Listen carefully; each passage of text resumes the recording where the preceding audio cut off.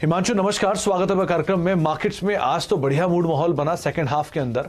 क्या लग रहा है, जो हाल फिलहाल की तेजी थी वही बॉटम बन गया या अभी और कुछ डाउनसाइड दिख रहा है निफ्टी बैंक में? नमस्कार सुमित जी। तो कल हमने यहाँ पर सुमित जी तेजी की बात की थी और बाजारों ने आज ओबलाइज किया हमको इस व्यू के साथ।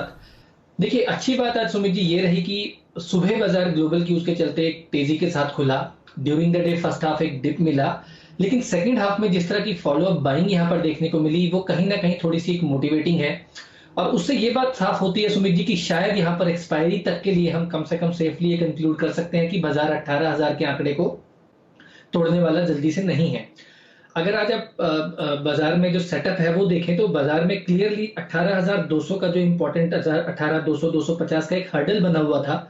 अब मुझे लगता है कि कल के सेशन के लिए इनफैक्ट वो एक सपोर्ट का काम कर सकता है। तो 18,180 का एक स्टॉप लॉस लगाकर मुझे लगता है कि कल के सेशन में भी तेजी की पोजीशन का ट्रेड लिया जा सकता है। निफ्टी में 18,380 18,400 तक के लिए मैं इनिशियली टारगेट हाई करूंगा, जहां पर मैं एक बार मुनाफा वसूल करने की भी सलाह दूंगा। क्योंकि अभी सुमित जी आपकी बात का जवाब देने के लिए मैं ये कहना चाहूंगा कि अभी ये कहना बहुत जल्दबाजी होगी कि ये जो करेक्शन है ये खत्म हो चुकी है। हाँ, ये जरूर है कि लोअर लेवल से एक रिकवरी देखने को मिल रही है और जिस तरह की आज जो पार्टिसिपेशन ब्रॉडर मार्केट की तरफ से आई वो कहीं ना कहीं थोड़ा सा कॉन्फिडेंस बूस्ट जरूर करती है कि हो सकता है कि हम एक्सपायरी से पहले 18,400 या 18,500 तक की तरफ भी जाने की कोशिश करें। साथ ही साथ निफ्टी बैंक में अगर हम सुमित जी बात करें तो कल हमने जो हमारा व्यू था वो यही था कि निफ्टी बैंक एक लो हैंगिंग फ्रूट था। तो हो सकता है आज के सेशन में, जो कि आज का बीता हुआ सत्र था, वहां निफ्टी बैंक के मुकाबले निफ्टी में एक अच्छा आपको अपॉर्चुनिटीज मिले, निफ्टी रिस्क से स्टॉक्स में अच्छी अपॉर्चुनिटीज मिले और ऑलमोस्ट वही हमने आज होता हुआ बाजार में देखा। निफ्टी बैंक में एक इनसाइड डे बनता हुआ नजर आया, जहां पर आज का जो पूरा रेंज था वो पिछले कल के अंदर समाती हुई नजर आई। जो रेंज थी वो श्रिंक हुई और मुझे लगता है कल के सेशन में भी निफ्टी बैंक में जो रेंज है वो और श्रिंक होती हुई नजर आ सकती है। हालांकि व्यू अभी भी पॉजिटिव है। 41,000 का एक स्ट्रॉन्ग बेस लगता है कि फिलहाल शॉर्ट टर्म के लिए एक्सपायरी के लिए निफ्टी बैंक ने बना लिया है। बट अप साइड में 41,450 41,600 और उसके बाद 41,800 ये मुझे लगता है कि कुछ हार्डल्स हैं जहां पर इस एक्सपायरी के लिए एटलीस्ट थोड़ा सा शायद हार्डल निफ्टी बैंक फेस करे। तो all in all Sumit ji जो व्यू है वो पॉजिटिव है। दोनों ही इंडाइसेस में खरीदारी की सलाह है और मुझे लगता है कि 18,400 18,500 निफ्टी में यहां पर आपको आते हुए देखने को मिल सकता है। 18,400 18,500 निफ्टी में आता हुआ दिखाई पड़ सकता है, लेकिन ये बात भी उनका कहना सही है हिमांशु का कि शायद हायर लेवल पर थोड़ी सी प्रॉफिट टेकिंग आए।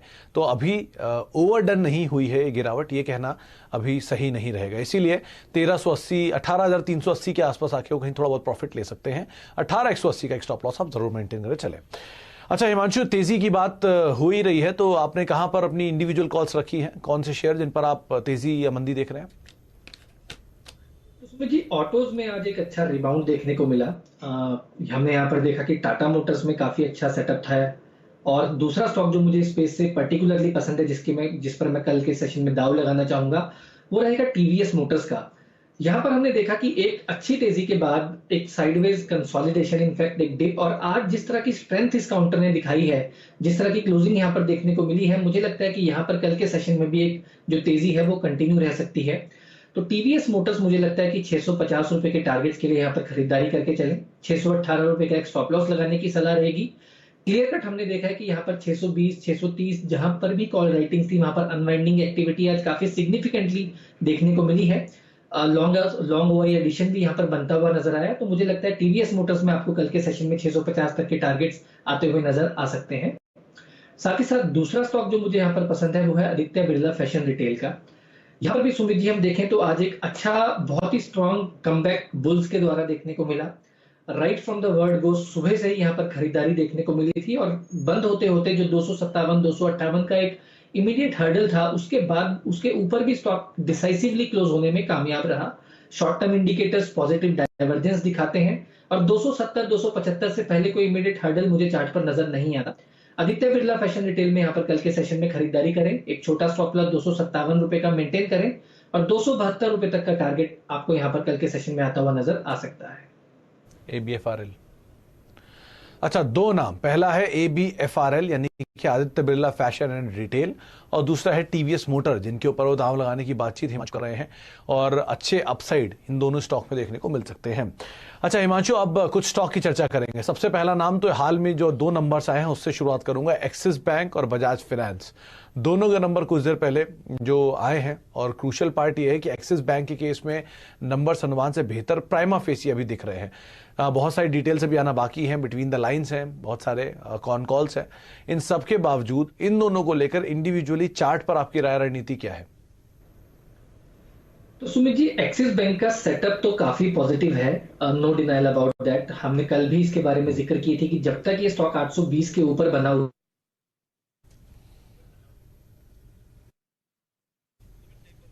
जी जी, चलिए शायद अभी हिमांशु संपर्क टूट गया, लेकिन एक बार आपकी स्क्रीन पर नंबर्स आते हुए दिखाई पड़ेंगे, एक्सिस बैंक के नंबर्स और बजाज फाइनेंस के नंबर्स भी। एक्सिस बैंक के केस में एनआई करीब 7326 करोड़ रुपए का एक आंकड़ा है। नेट एनपीए और ग्रॉस एनपीए दोनों में गिरावट है, 3.85% से घटकर 3.53% के आसपास से ग्रॉस एनपीए का एक आंकड़ा आता हुआ दिखाई पड़ा, और नेट एनपीए भी करीब 1.2% से घटकर 1.08% के आसपास तिमाही के अंदर आते हुए दिखाई पड़े हैं। और उसके अलावा जो ओवरऑल सिनेरियो है एनआई फ्रंट पर, पैट फ्रंट पर, वहां पर इंप्रूवमेंट है। प्रोविजनिंग फ्रंट पर थोड़ा सा नंबर डिक्लाइनिंग साइड पे जाता हुआ दिखाई पड़ा, तो बेटर साइड पे नंबर है, क्योंकि बड़ी तेजी ऑलरेडी देखी गई है, तो किस हद तक डिस्काउंटेड है कहना मुश्किल है, लेकिन नंबर्स अच्छे हैं। दूसरी तरफ बजाज फाइनेंस के केस में भी जो अनुमान लगाया जा रहा था उससे तो उसी के आसपास ही इनके एक आंकड़े आते दिखाई पड़े हैं। बहुत सारे अपडेट Q1 के ऑलरेडी बजाज फाइनेंस में आ चुके थे। एनपीए फ्रंट पर बजाज फाइनेंस में भी करीब 3% से घटकर 2.5% के आसपास एनपीए इस तिमाही के अंदर बजाज फाइनेंस ने पोस्ट किए हैं, और जो इनकी लोन ग्रोथ है, यूएम के नंबर्स हैं, वो कुछ हद तक ऑलरेडी मेंशन किए जा चुके थे। नेट एनपीए भी स्लाइटली गिर कर आए, 1.5% के आसपास से टूट के 1.1% के आसपास तिमाही के अंदर आते हुए दिखाई पड़े। मुनाफा 964 करोड़ से बढ़ के 1481 करोड़ इस तिमाही में पोस्ट हुआ, तो दोनों ही साइड पे जो नंबर्स हैं वो बेहतर आते हुए दिखाई पड़ रहे हैं। चलिए हिमांशु से हम आगे बातचीत करेंगे, लेकिन उससे पहले अब दीपाली से चर्चा कर लेते हैं। 2 नंबर्स कल आने वाले हैं। बजाज फाइनेंस के नंबर आपने आज देखे, बजाज ऑटो के नंबर्स कल आएंगे, और साथ ही साथ मारुति के नंबर्स भी कल ही आएंगे। तो दीपाली, आप सिलेरियो की ड्राइव तो कुछ दिन में करेंगी, लेकिन मारुति और बजाज क्या अनुमान लगाकर चले आप? कल रिजल्ट हैवी डे है। कई कंपनीज है जिनके अर्निंग्स पर फोकस रहेगा निफ्टी नॉन निफ्टी स्पेस से, लेकिन 2 स्टॉक्स की खास तौर से चर्चा कर लेते हैं। दोनों ही ऑटो स्पेस को बिलोंग करते हैं, वो है मारुति और बजाज ऑटो। नंबर्स की शुरुआत करेंगे मारुति के साथ। जो नंबर्स हैं वो थोड़े हल्के ही रह सकते हैं। अगर आप रेवेन्यू देखेंगे तो 3% के आसपास की ग्रोथ रहेगी सालाना आधार पर, महज 3% ऊपर इनफैक्ट आए रह सकती है। मुनाफा 44% घटकर आ सकता है, सिर्फ 767 करोड़ आने की आशंका है, 1371 करोड़ से घटकर। इसके अलावा अगर आप एबिटा देखेंगे तो यहाँ पे 43% का ड्रॉप आने की पॉसिबिलिटी है सालाना आधार पर, और जो ऑपरेटिंग प्रॉफिट मार्जिन हैं वो सीधे 10.3% से घटकर 5.6% पर हो सकते हैं। तो ऑलमोस्ट मार्जिन हाफ होते हुए दिख रहे हैं मारुति के। तो weak set of earnings Maruti की ओर से आ सकते हैं। दरअसल चिप शॉर्टेज की वजह से जो वॉल्यूम्स है वो म्यूटेड रहे हैं, प्रॉफिटेबिलिटी पर भी प्रेशर रहा है रॉ मटेरियल प्राइसेस बढ़ने की वजह से। हालांकि पास ऑन किया है कंपनी ने प्राइसेस को, रॉ मटेरियल कॉस्ट को, लेकिन उसके बावजूद भी मार्जिन एक हिट लेते हुए दिखेंगे। वॉल्यूम्स अगर देखेंगे आप तो सालाना आधार पर 3.5% कम रहे हैं इस क्वार्टर में, और मार्जिन स्पेशली लगातार ये तीसरा क्वार्टर होगा जब गिरते हुए दिखेंगे। सीक्वेंशियल बेसिस पे हालांकि थोड़ी इंप्रूवमेंट आपको मार्जिन में दिखेगी, लेकिन मार्जिन्स की पिक्चर आगे कंपनी की ओर से क्या रहेगी, और साथ ही साथ चिप शॉर्टेज को लेकर कमेंट्री क्या रहेगी, प्रोडक्शन को लेकर क्या कमेंट्री रहेगी, वो इंपॉर्टेंट होगी। लेकिन so far weak set of earnings Maruti के रह सकते हैं। बजाज ऑटो की बात करें तो नंबर्स अच्छे रहेंगे बजाज ऑटो के। उसके पीछे एक इंपॉर्टेंट रीजन ये है कि एक्सपोर्ट मार्केट इनका काफी अच्छा करेगा, जिसकी वजह से अर्निंग्स में इंप्रूवमेंट दिखेगी। रेवेन्यू 20% की ग्रोथ एक्सपेक्टेड है, 8623 करोड़ के रेवेन्यू कंपनी के रह सकते हैं। मुनाफा 1138 करोड़ से बढ़कर 1184 करोड़ रह सकता है। एबिटा में 3% की ग्रोथ, और अगर आप ऑपरेटिंग प्रॉफिट मार्जिन देखेंगे तो 17.7% से घटकर 15% के आसपास रह सकते हैं। रेवेन्यू ग्रोथ स्ट्रांग, मार्जिन थोड़ा सा हिट लेते हुए दिखेंगे। टॉप लाइन स्ट्रांग इसलिए दिख रही है क्योंकि इनकी जो वॉल्यूम ग्रोथ है Q2 में वो 9% के आसपास ग्रो हुई थी सालाना आधार पर।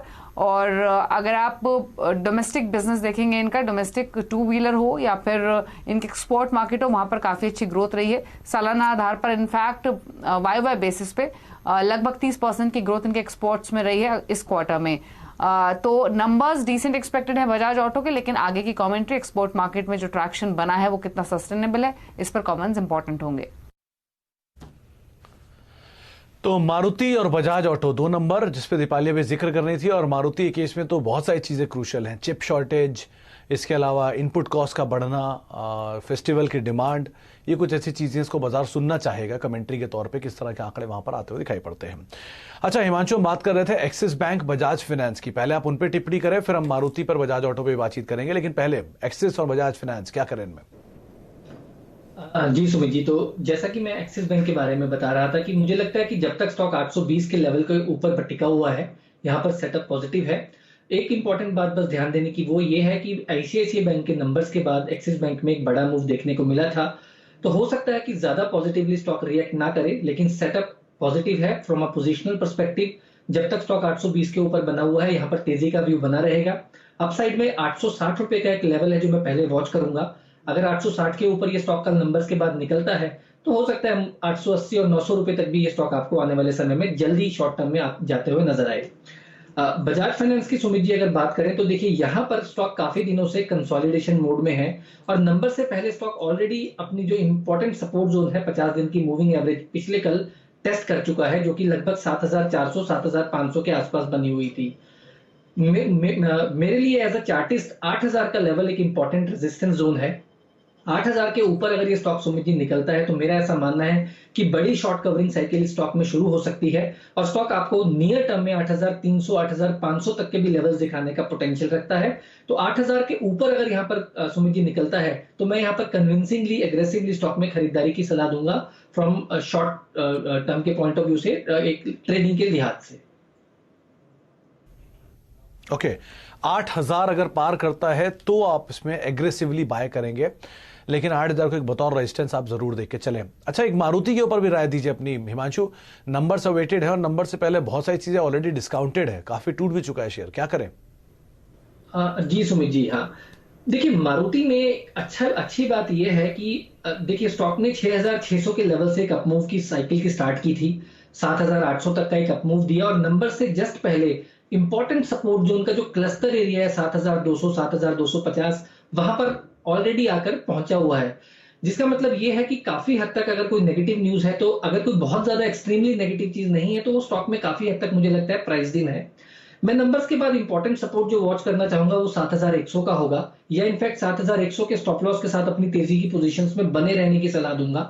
अपसाइड में 7500 7550 पहला लेवल होगा। स्टॉक अगर उसके ऊपर निकलने की कोशिश करता है तो हो सकता है सुमित जी यहाँ पर लो एक्सपेक्टेशंस के चलते आपको मारुति में एक अपमूव की साइकिल की शुरुआत होते हुए नजर आए और स्टॉक आपको 8000 के लेवल्स में भी जाता हुआ नजर आ सकता है। तो हालांकि थोड़ी सी एक अग्रेसिव कॉल है, लेकिन मुझे लगता है कि जिस हिसाब से स्टॉक बिल्कुल लो एक्सपेक्टेशंस के साथ लोअर लेवल्स पर ट्रेड कर रहा है, हो सकता है यहाँ पर कल आपको एक पॉजिटिव अपसाइड देखने को भी मिल सकती है। अच्छा हिमांशु से हम आगे बातचीत करेंगे, लेकिन उससे पहले यतिन हमारे साथ मौजूद हैं, उनसे हम चर्चा कर लेते हैं डीलर्स रूम में किस तरह की बज है, क्योंकि यतिन ने आपको बताया था कि एक्सिस बैंक के ऊपर डीलर तेजी देख रहे हैं और एक्सिस बैंक के नंबर्स काफी साउंड आए हैं, प्लस हिंडाल्को की भी उन्होंने बातचीत की थी। तो यतिन, आज आपने डीलर्स रूम में कौन से शेयर चुने?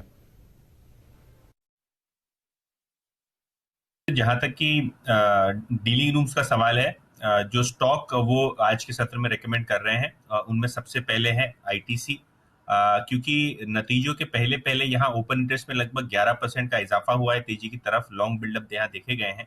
डीलिंग रूम्स को लगता है कि यहाँ पे एक बीटीएसटी की रणनीति देख सकते हैं।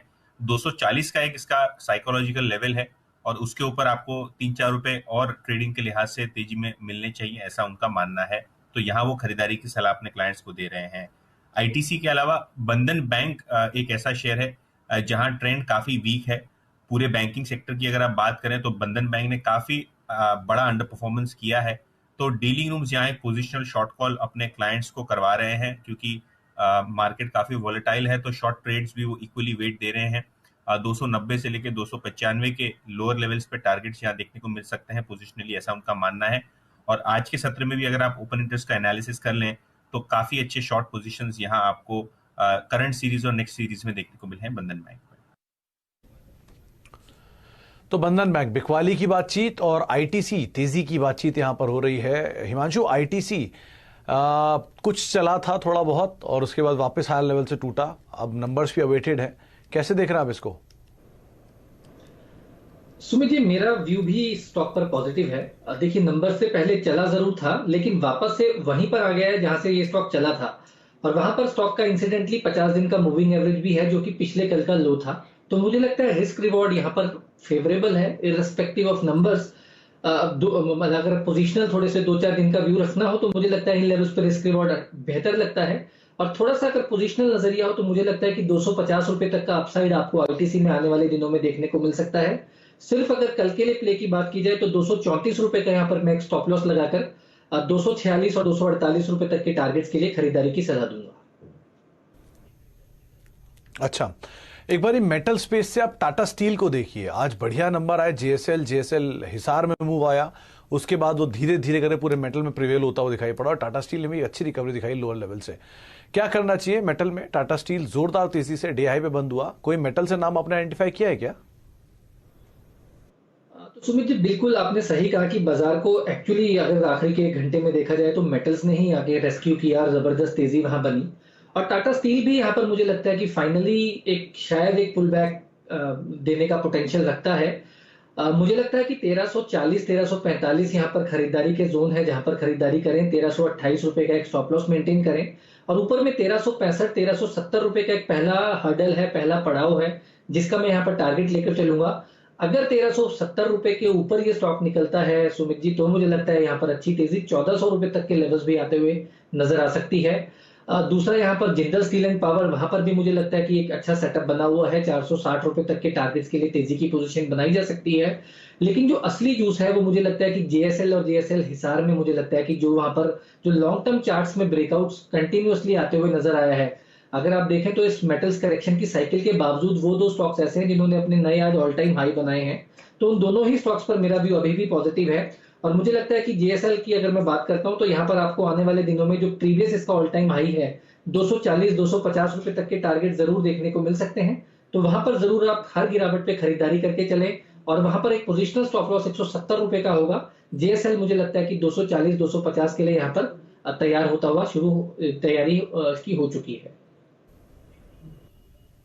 अच्छा, तो आपको रणनीति बताई गई है, ज्यादा बेटर जेएसएल हिसार को देखिए, जूस वहां ज्यादा अच्छा है और वैसे भी नंबर से ट्रिगर उसी का बना और उसके बाद तेजी है। लेकिन टाटा स्टील में 1365 1370 रुपए टारगेट्स के लिए आप खरीदारी कर सकते हैं। बहुत बहुत शुक्रिया हिमांशु हमारे साथ मौजूद रहने के लिए, बाजार पर बातचीत करने के लिए, तमाम शेयरों पर अपनी राय रणनीति रखने के लिए।